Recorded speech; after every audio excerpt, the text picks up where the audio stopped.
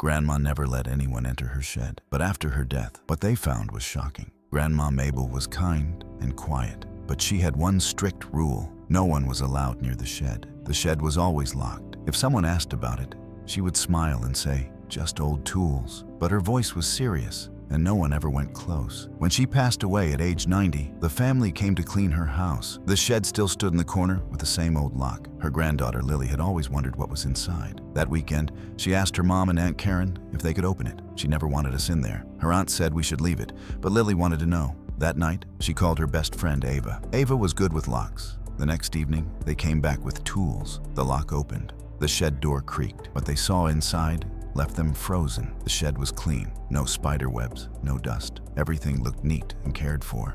Boxes were lined up along the walls. In the middle of the shed was a small table. On it was a letter with Lily's name written on the front. She picked it up and opened it slowly. Inside was a letter written by hand. It was from Grandma. It said, "If you're reading this, then I am no longer here. What's in this shed is everything I saved over my whole life. But it's not for me, and it's not for the family either. It's for the children who never had a family of their own." Lily looked around the shed again. She opened one of the boxes. Inside were stacks of old money, gold coins, silver jewelry, and even old bonds. All of it looked valuable. It was worth a lot. Ava walked to the back of the shed. She found a metal box with a lock. They opened it, using the same tools. Inside were papers already filled out. The forms were addressed to a local orphanage. There was even a letter from Grandma asking the charity to accept the donation after her death. Lily's eyes filled with tears. "She never told anyone," she said softly. The next morning, Lily brought the letter and the papers to her mom and Aunt Karen. They sat at the kitchen table as she explained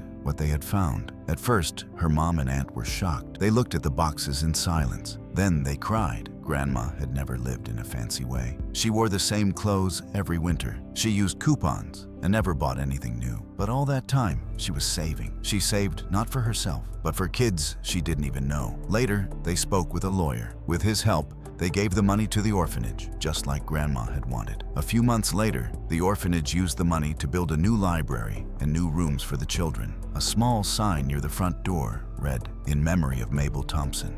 Lily still visits the shed sometimes. It's empty now, but to her, it doesn't feel empty at all. It feels full, full of Grandma's heart, her kindness, and the quiet love she gave without anyone knowing.